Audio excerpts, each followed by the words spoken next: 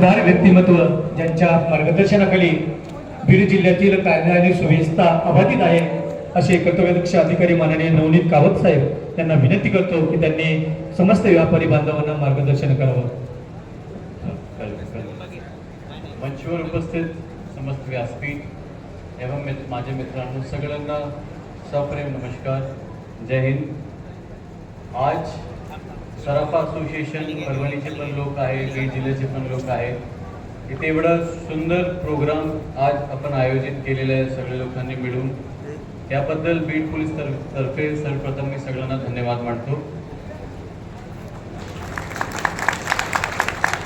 शासनाचा जो GR आहे त्या GR प्रमाणे सराफा असोसिएशन सराफाच्या बाबतीत राज्यस्तरीय आणि डिस्ट्रिक्टचे लेवलवर कमिटी समिती स्थापन करण्याचा शासनाचा GR आहे. ते शासनाचा GR आज जो तुम्ही हे प्रोग्राम ठेवलेला आहे त्यामध्ये पोलिसांनी केलेले डेकॉइटीच्या डिटेक्शनचे बद्दल तो एक विषय आहेच, पण आमच्याकडून तो विषयचे पुढे जाऊन आपल्याला आणखीन काय बीडमध्ये सराफाच्या बाबतीत आणि पूर्ण सिक्युरिटी बाबतीत काय काय करायचे तो GR प्रमाणे सुद्धा आपल्याला आज चर्चा करायची आहे आणि मार्गदर्शन सुद्धा करायचे आहे. तो GR प्रमाणे आपण बीड जिल्ह्यामध्ये बीड, पाटोदा, केज, धारूर, गेवराई, शिरूर, अंबाजोगाई, पडली, आष्टी, वडवणी आणि माजलगाव हे सगळे ठिकाणचे किमान 2-2 लोकांना बीड जिल्हा दक्षता समितीमध्ये त्यांचं नाव आपण शासनाला पाठवलेले आहे आणि ते बीड जिल्ह्याचे सराफा असोसिएशनचे ते प्रतिनिधी राहतील. आज जो वेगवेगळे आपण डिस्कशन्स केलेले आहे सेक्शन 310 भारतीय न्याय संहिता, सेक्शन 411 भारतीय न्याय संहिता हे 2 मेजर इम्पॉर्टंट सेक्शन्स आहे जो आज आपण चर्चा करण्यासारखे आहे आणि आपल्याला सगळ्यांना त्याची माहिती असली पाहिजे. फर्स्ट ऑफ ऑल सेक्शन 411 म्हणजे आपल्याला एखादा काय चोरी केलेली वस्तू त्याला आपण घेतले तर त्याचा परिणाम. हा जो टॉपिक आहे ते टॉपिक एवढा सिंपल नाही आहे. हे टॉपिक जसं आपण म्हणते की मी असं म्हणत नाही की प्रत्येक माणूस तसा आहे, पण यस ह्याच्यामध्ये चूक दोन्ही साईडची आहे हे आपल्याला सगळ्यांना माहिती आहे. चूक दोन्ही साईडची आहे. त्यासाठीची बेसिकली GR आहे शासनाचा की आपण कसं आणखीन ह्याच्यामध्ये आपला जो दररोजचा तुमचा व्यवहार आहे, बिझनेस आहे त्यामध्ये कशा प्रकारे आपण चेंज आणू शकेल जेणेकरून चोरी एक वेगळा सब्जेक्ट राहील आणि तुमचा व्यापार एक वेगळा सब्जेक्ट राहील. तो 411चा गैरवापर नाही झाला पाहिजे. एक आहे तो पोलिसांसाठी जबाबदारी आहे आणि एक भाषणच्या वेळेस त्यांनी मला हे सूचना सुद्धा दिली होती की चोरीच्या वेळेस बरेचदा सराफा व्यापाऱ्यांना पोलीस आरोपी करते, ते एकदम चुकीचं आहे. पॉईंट इज की आपला जो तपास आहे तो तपास एकदम क्लिअर, निष्पक्ष, ट्रान्सपरंट असला पाहिजे. चूक असेल तो कोणीच असेल त्याच्यामध्ये आरोपी राहायला पाहिजे तो सराफा आहे की नाही आहे. पण यस फक्त आरोपीने हे म्हणले त्याच्यानंतर आपण कोणाला जाऊन अटक करू, कोणाला जाऊन आरोपी करू ती बाब चुकीची आहे, त्याला मी मान्य करतो. आणि त्याच्या बाबतीत माझे पूर्ण बीड पोलीसचे जेवढे आमचे इन्व्हेस्टिगेटिंग ऑफिसर्स आहे आम्ही क्राईम मीटिंग आणि इतर वेळेस आम्ही त्यांना सूचना देत आहोत. पण तुम्हाला कुठेही वाटले तर तुम्हाला अधिकार आहे माझ्याशी कॉन्टॅक्ट करण्याची आणि मला सांगण्याचा की साहेब ह्याच्यामध्ये इथे अन्याय होत आहे. पण दुसरं ठिकाण आहे की तुमची जबाबदारी. कोणीही तुमच्याकडे सोना विकायला आला तर त्याच्या पूर्णपणे खात्री केल्याशिवाय तुम्ही पण नाही घेतलं पाहिजे.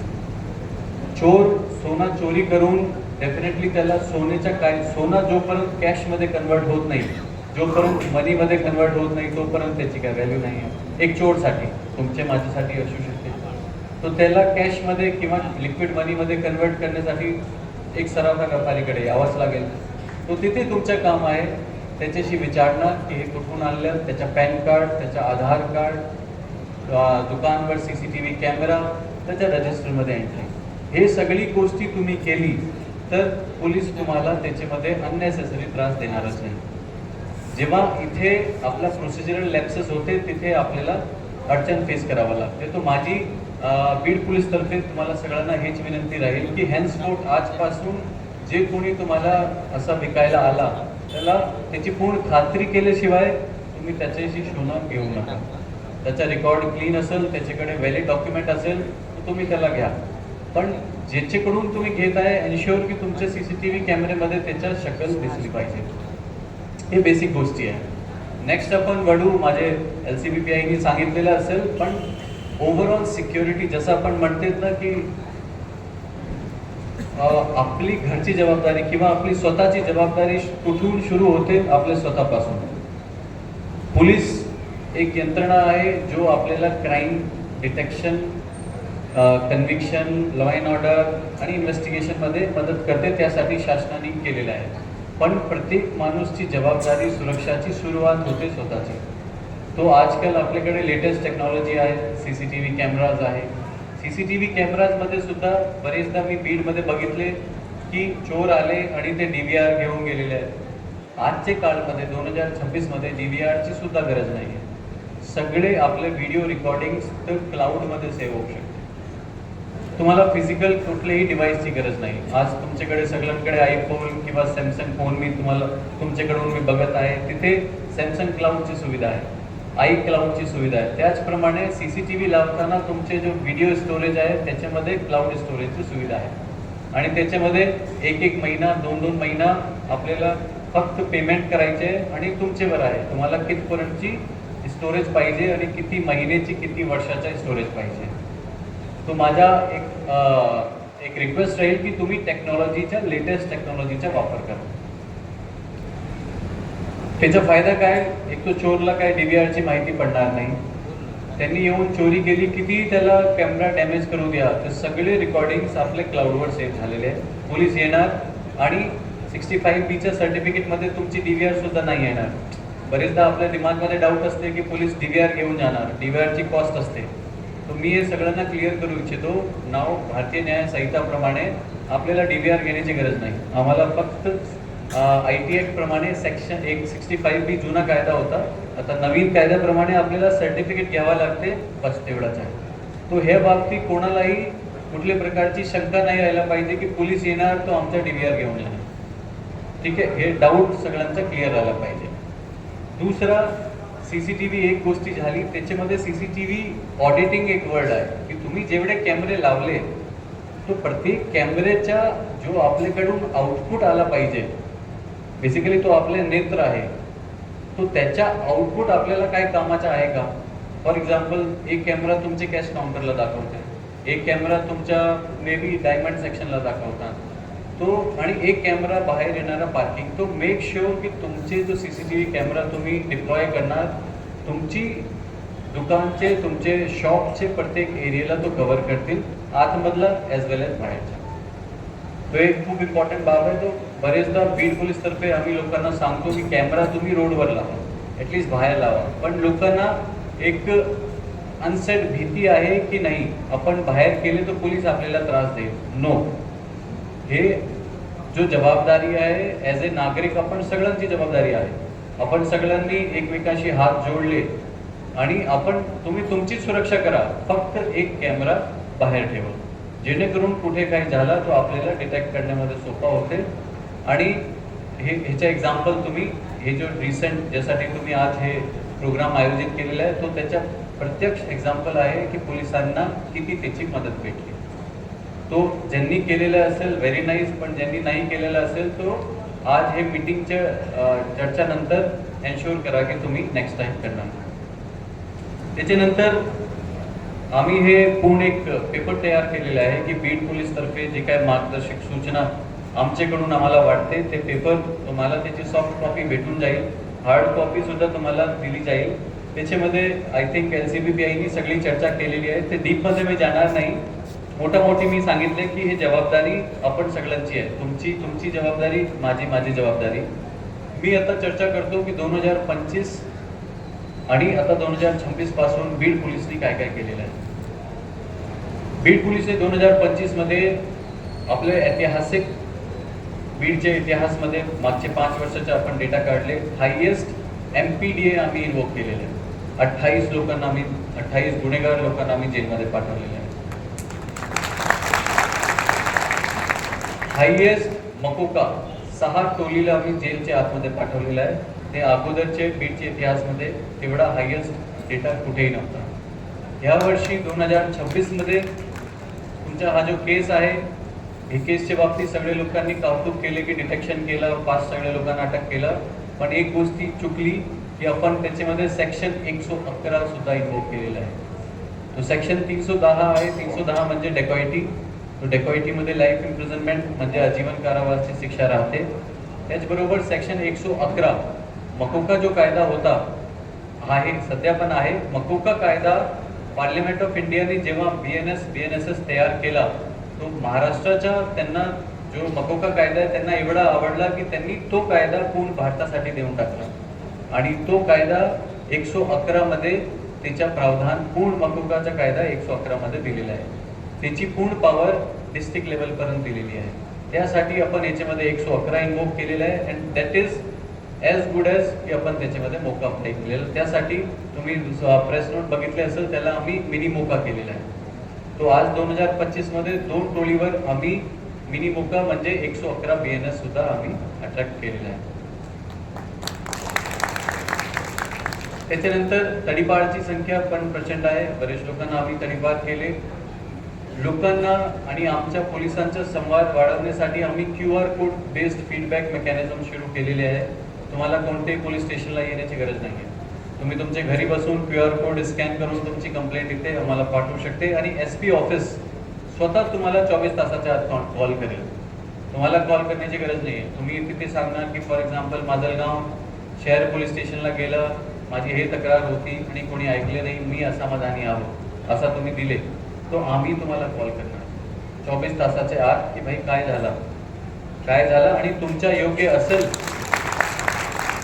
आणि तुमच्या योग्य त्यामध्ये असेल तो लगेच तुम्हाला त्याच्यामध्ये मदत होईल. आजपर्यंत 4000चे वर लोकांनी आम्हाला त्याच्यामध्ये फीडबॅक देऊन कंप्लेंट केलेली आहे.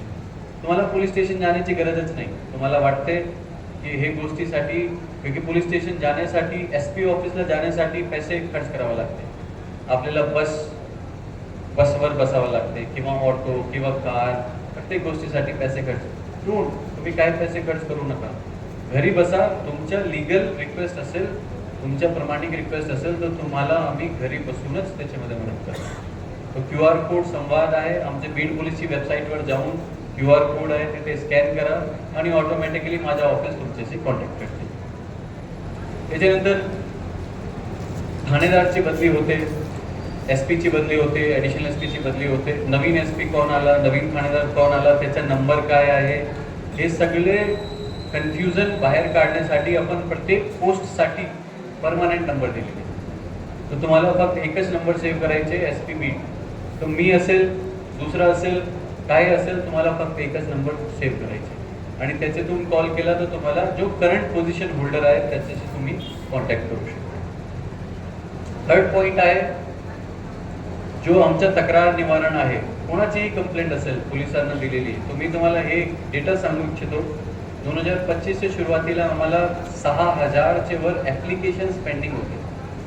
पेंडिंग म्हणजे कोणी पोलीस स्टेशनला आला असेल, त्यांची तक्रार असेल, त्यांनी लेखी पत्र दिलं असेल आणि 6000चे वर तो ॲप्लिकेशन्स पेंडिंग होती. आजच्या काळामध्ये ती पेंडन्सी आहे फक्त 300 आणि ती पण 15 दिवसाची आजची आहे. म्हणजे बीड पोलीसला दिलेल्या पत्रचे बाबतीत तुम्हाला 15 दिवसाच्या आत, जास्तीत जास्त 1 महिन्यामध्ये त्याच्यामध्ये तुम्हाला आमच्या चौकशी होऊन, लीगल असेल तो गुन्हा दाखल होईल, नसेल तो फाईल्ड होईल, पण 1 महिन्याच्या आत तुमच्या प्रत्येक रिक्वेस्टला बीड पोलीस तपासून तुम्हाला त्याचं उत्तर सांगणार. त्याचबरोबर आपण सायबरला पण भरपूर काम केलेले आहे आमचे लोकांचे. आणि तुम्ही बीड पोलीसची जो डेव्हलपमेंट केलेले आहे आपण DPC फंडमध्ये, ते पण तुम्हाला दिसत असेल. वेगवेगळे शहरमध्ये CCTV लावलेले आहे, लेटेस्ट व्हेकल्स दिलेले आहे, लेटेस्ट कम्प्युटर्स आम्ही लोकांना दिलेले आहे. एक पेपर पिन पासून ते गाडीपर्यंत प्रत्येक गोष्टी शासनाने आपल्याला दिलेली आहे. तर बीड पोलीस 2025 मध्ये मॉडर्नाइज झालेली आहे, वेल इक्विप झालेली आहे आणि आम्ही सज्ज आहोत आपला बीडला डेव्हलपमेंट पॉईंट ऑफ व्ह्यू, तुमच्या व्यापार पॉईंट ऑफ व्ह्यू, प्रत्येक गोष्टीसाठी तुम्हाला कशा आम्ही एक चांगला इकोसिस्टम देऊ शकेल त्यासाठी आम्ही सज्ज आहोत. तुम्ही हे सगळ्या लोकांना मी हेच सांगू इच्छितो की आम्ही तुमच्या सोबत आहे. तुमच्या व्यापार तुमचा हक्क आहे, तुम्ही व्यापार केले पाहिजे. प्रत्येक व्यापारचा एथिक्स असते, त्या एथिक्समध्ये तुमच्या एथिक्स आणि मॉरल्स तुमच्या सोबत राहिले पाहिजे, जसं की मी सुरुवातीला चर्चा केली. आणि आमच्याकडून कुठल्याही प्रकारची मदत कधीही तुम्ही आम्हाला विचारू शकते आणि आम्ही प्रत्येक वेळेस तुमची मदत करायला आम्ही तयार आहोत. कधी कधी आम्हाला पण तुमची मदत लागेल, बिकॉज बरेचदा गुन्हा डिटेक्शनसाठी तुम्ही आम्हाला मदत करू शकते. क्योंकि तुमच्याकडे जो नॉलेज बेस आहे, तुमच्याकडे सगळे लोक आहेत, तुम्हाला जास्त माहिती आहे की कोण कशा प्रकारचा ग्राहक तुमच्याकडे येतात, तर तुमची पण मदत लागेल, आम्ही पण तुम्हाला मदत करू. आणि आज एक सुरुवात आहे जिल्हा दक्षता समितीची आणि आपण ह्याला पुढे घेऊन शासनाचा जो GR आहे, जो इसेन्स आहे त्याला पेपर आणि स्पिरिटमध्ये बजावून आपण तुमच्या आणि पोलिसांच्या रिलेशन आणखीन वाढवून बीडला आणखीन आपण डेव्हलप करू. हे शब्द बोलून इथे थांबतो. तुम्ही मला इथे बोलवले आणि फायनली एक दिलगिरी व्यक्त करतो की माझ्यामुळे सगळ्या लोकांना 2-3 तास थांबावं लागलं. ते काही गोष्टी माझ्या हातातली नाही, ऑफिशियल काम आला होता त्यामुळे आणि तो पण ऐन वेळी आला होता, नाहीतर मी बरोबर 4 वाजताचा माझा नियोजन होता. बट आय रिअली अप्रिशिएट आणि सगळ्यांना मी थँक्यू म्हणतो की तुम्ही फक्त माझ्यासाठी 3 तास इथे थांबले. Thank you so much. धन्यवाद साहेब. यानंतर आजच्या कार्यक्रमाचे अध्यक्षांचं भाषण होईल.